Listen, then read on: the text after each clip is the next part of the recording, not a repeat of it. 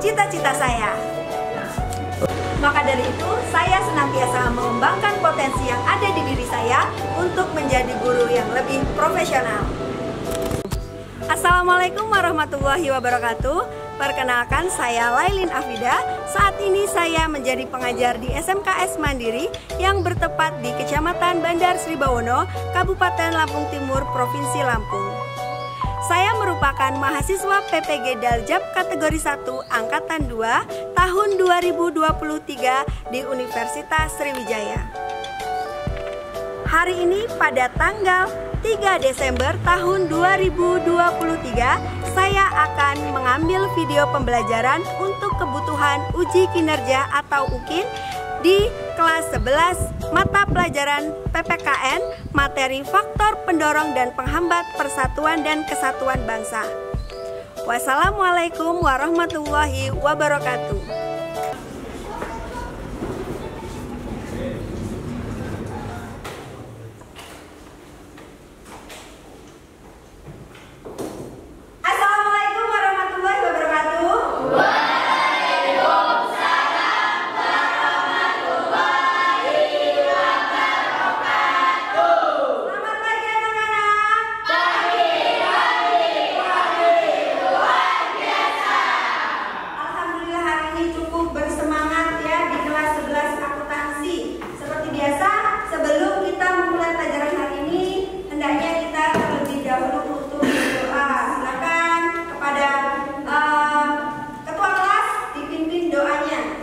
Untuk mulai pelajaran hari ini, marilah kita berdoa menurut agama dan kepercayaan masing-masing. Berdoa dimulai.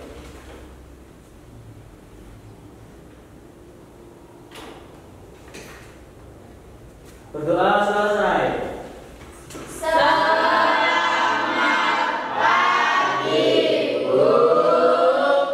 Selamat pagi semuanya.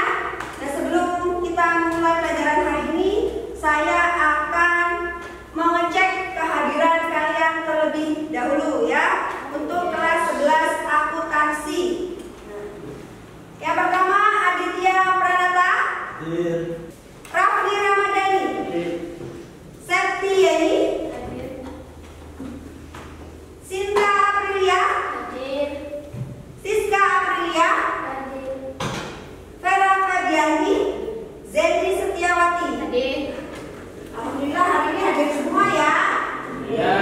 Luar biasa sekali, pertahankan seperti ini ya, karena kita harus punya semangat belajar.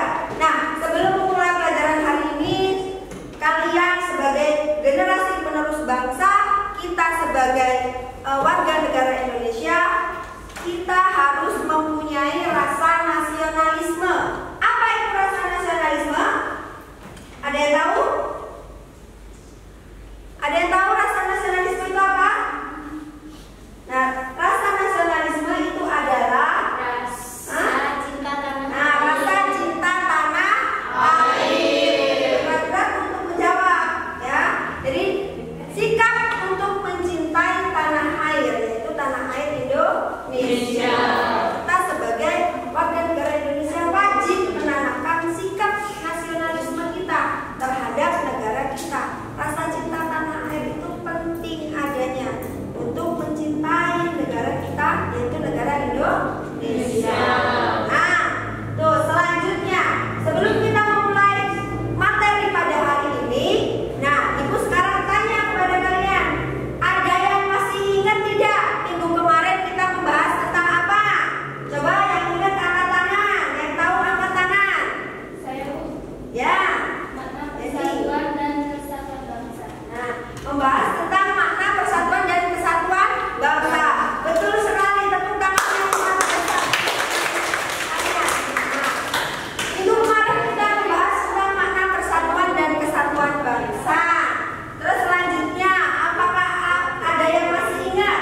Apa sih makna dari persatuan itu sendiri? Ada yang masih ingat? Siapa? Oh ya, apa?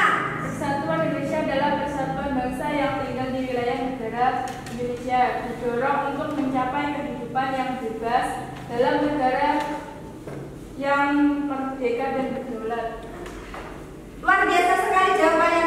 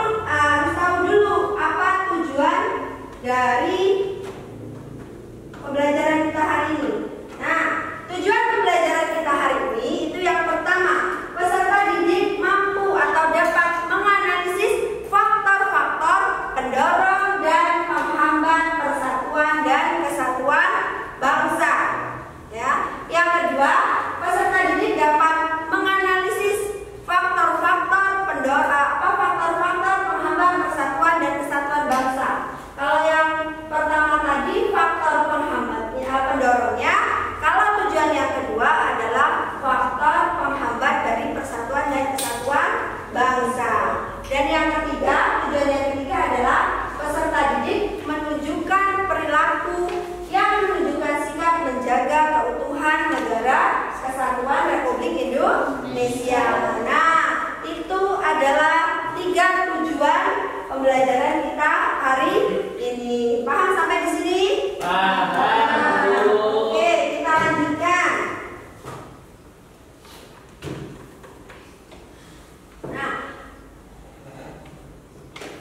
di sini ada faktor pendorong dari persatuan dan kesatuan bangsa. Yang pertama adalah faktor pendorongnya yang menjadi faktor utama adalah satu apa? Pancasila. Nah, kenapa kok Pancasila menjadi faktor pendorong dari persatuan dan kesatuan bangsa? Karena Pancasila itu mempunyai sifat yang universal atau menyeluruh, ya. Jadi Pancasila itu dapat mengayomi seluruh lapisan masyarakat. Pancasila itu menjadi apa? Dasar negara Indonesia. Jadi Pancasila itu mempunyai sifat yang universal atau menyeluruh, ya. Yang artinya Pancasila itu tidak memihak kepada agama, suku, ras yang tertentu.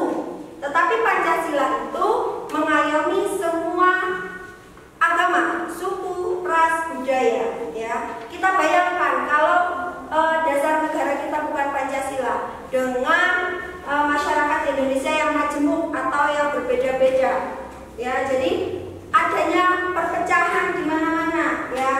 Adanya masyarakat yang membela agamanya sendiri. Nah, kalau tidak ada yang namanya Pancasila, betapa hebatnya Pancasila ini, karena mempunyai sifat yang universal yang dapat mengayomi atau yang dapat merangkul semua lapisan masyarakat Indonesia. Nah, faktor pendorong yang kedua apa?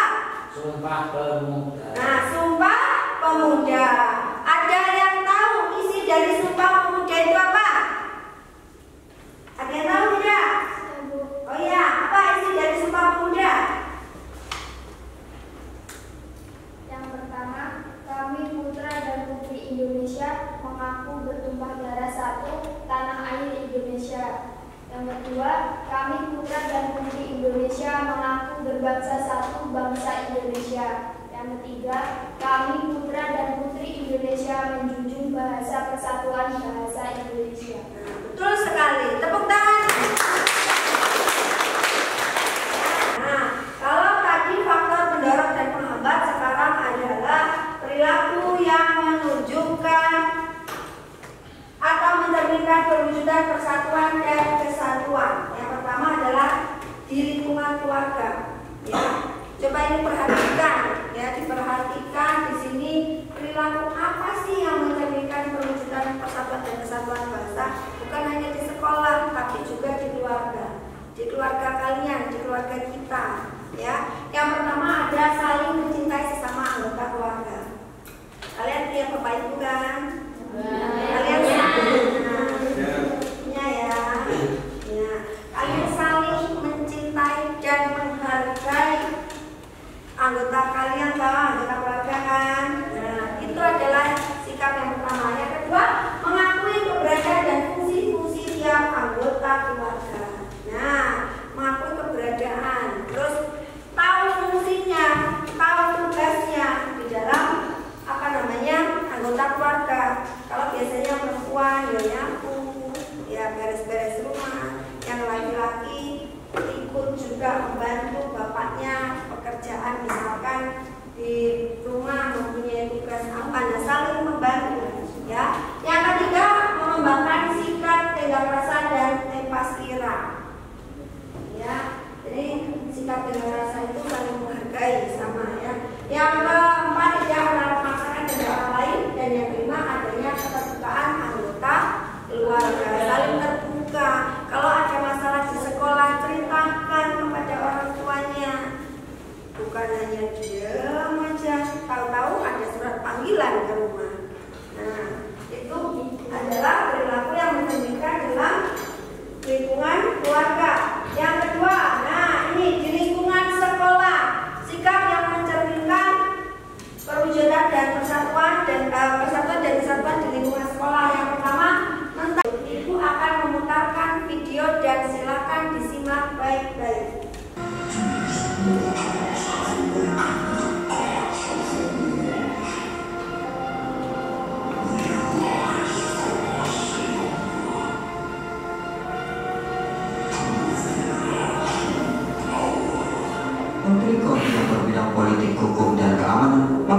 ini menyinggung kembali soal lepasnya Pulau Sipadan Likitan dari Indonesia ke Pangkuan Malaysia.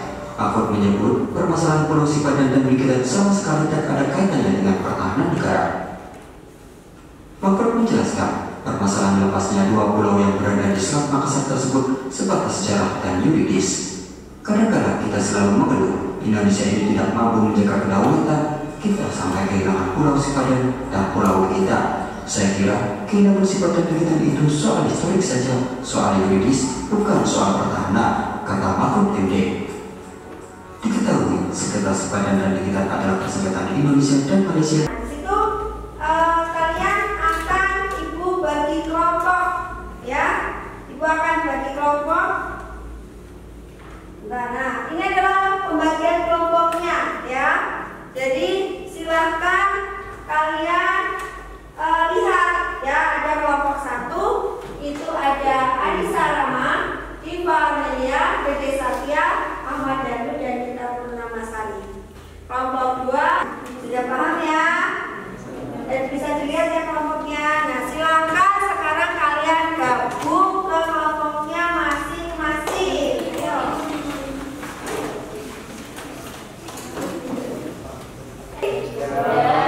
Coba kelompok 1 ada di mana? Angkat tangan. Kelompok 1, kelompok 2, kelompok 2, kelompok 3. Di sini ya kelompok 3 dan ini yang terakhir kelompok 2. Nah, setelah kalian duduk bersama kelompoknya masing-masing. Nah, akan bagikan LKPD ya. Ini kelompok 1.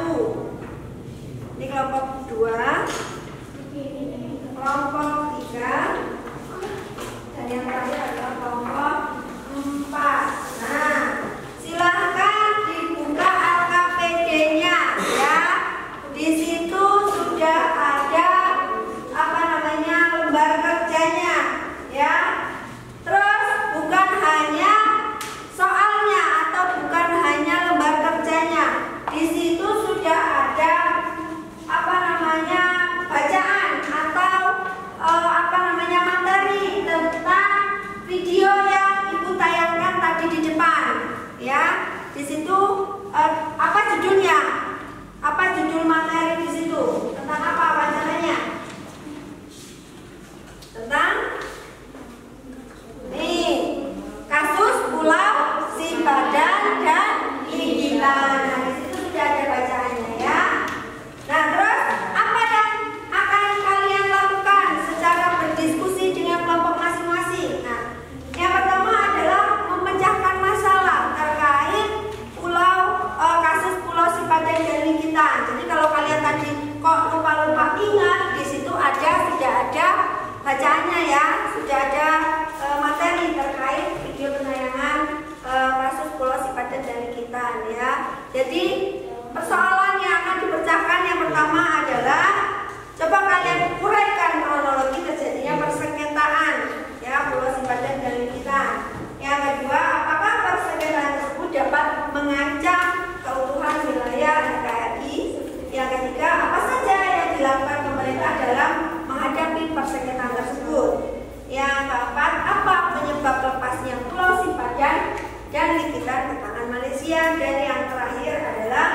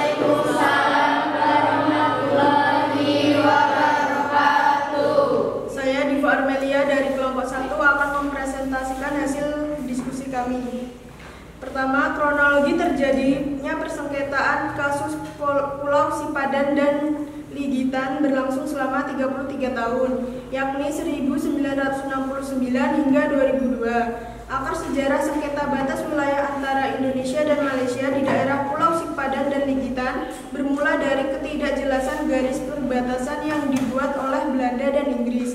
Kedua, persengketaan antara Indonesia dan Malaysia dapat mengancam keutuhan NKRI karena dengan jatuhnya sebagian wilayah atau teritorial suatu negara ke negara lain maka akan mengurangi sebagian wilayah yang dikuasai negara. Ketiga, yang dilakukan pemerintah dalam menghadapi persengketaan Pulau Sipadan dan Ligitan adalah Indonesia dan Malaysia sepakat membawa sengketa ini ke ICJ atau Mahkamah Internasional dengan menandatangani dokumen per tanggal 13 Mei 1997. Keempat, penyebab lepasnya Pulau Sipadan dan Ligitan ke tangan Malaysia adalah kurangnya dukungan arsip kepemilikan dua pulau tersebut sehingga Pulau Sipadan dan Ligitan jatuh ke negara Malaysia. Kelima, yang harus dilakukan bangsa Indonesia, baik pemerintah maupun rakyat Indonesia, agar peristiwa lepasnya Pulau Sipadan dan Ligitan ke tangan Malaysia tidak terulang kembali adalah perlunya melakukan pengendalian yang efektif di wilayah perbatasan untuk menegakkan kedaulatan Indonesia di wilayah tersebut. Sekian presentasi dari kelompok kami. Apakah ada yang mau bertanya? Silakan kalau ada pertanyaan ditujukan ke kelompok 1, angkat tangan, tulis sebutkan nama dan juga dari kelompok berapa. Saya. Assalamualaikum warahmatullahi wabarakatuh. Waalaikumsalam warahmatullahi wabarakatuh. Saya Ganesta dari kelompok 2 akan bertanya untuk kelompok 1. Bagaimana hasil perebutan Pulau Sipadan dan Ligitan antara Indonesia dan Malaysia? Ada pertanyaan dari kelompok 2. Bagaimanakah hasilnya dari kasus perebutan Pulau Sipadan dan Ligitan? Silakan untuk kelompok 1. Baiklah, saya akan menjawab pertanyaan dari kelompok 2. Jadi jawabannya adalah hasil dari perebutan Pulau Sipadan dan Ligitan adalah Mahkamah Internasional memutuskan bahwa Pulau Sipadan dan Ligitan menjadi milik Malaysia. Apakah puas dengan jawaban kami? Selamat ya. Sekian presentasi dari kelompok saya akhiri. Wassalamualaikum warahmatullahi wabarakatuh. Waalaikumsalam warahmatullahi wabarakatuh. Dari kelompok 1 ini, hari ini kita sudah diskusi dan luar biasa sekali diskusinya kalian ya. Jadi semua berjalan sesuai apa yang diinginkan. Ada yang bertanya, ada yang menjawab, dan ada yang mempresentasikan hasil diskusi kalian. Nah, ini ya dari diskusi kita hari ini adalah, jadi kita sebagai bangsa Indonesia itu perlu mengetahui sejarah apa yang terjadi di negara kita sebelum kita dulu ada ya. Intinya pelajaran yang berharga dari kasus Pulau Sipadan dan Ligitan, selagi kita bisa selagi kita mempunyai wilayah atau Indonesia mempunyai wilayah, itu harus dijaga. Bukan hanya dijaga saja, tetapi juga dirawat, dilestarikan. Mungkin kenapa kok bisa menjadi persengketaan? Dulu kan Indonesia dan Malaysia sama-sama dijajah.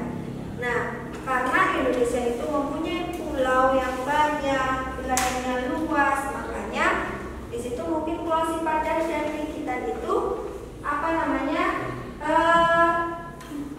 sulit atau tidak terjaga atau tidak dirawat Indonesia, makanya kenapa dirawatlah Malaysia. Setelah itu terjadilah suatu persengketaan ya. Nah, di sini kalian akan mengerjakan post test ya, hanya beberapa soal ya. Ini adalah pengambilan nilai kalian ya. Silakan dikerjakan terlebih dahulu, tulis nama dan kelasnya.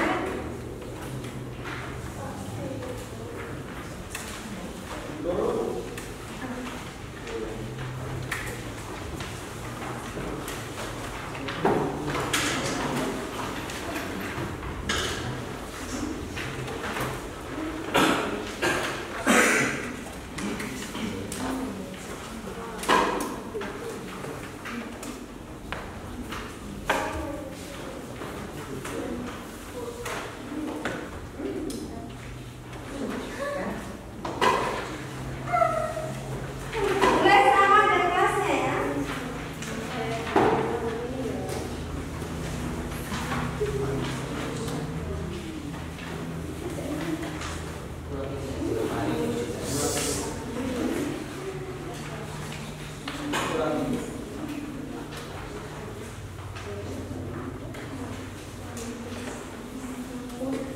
sudah dapat semua ya?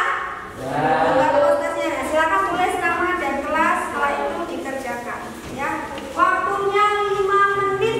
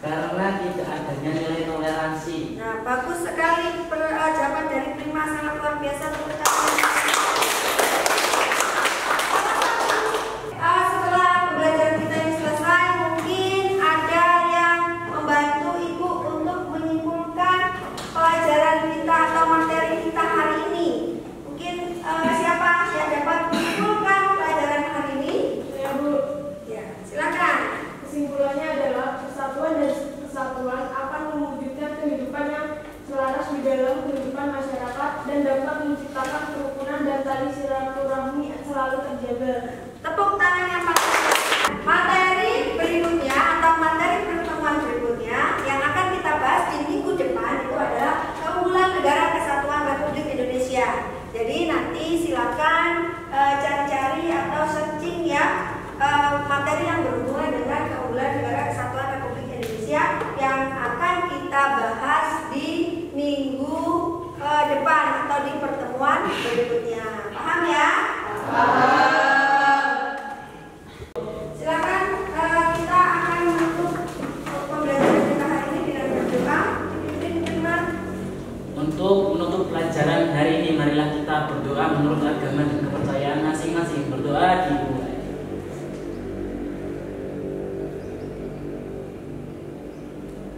Berdoa selesai.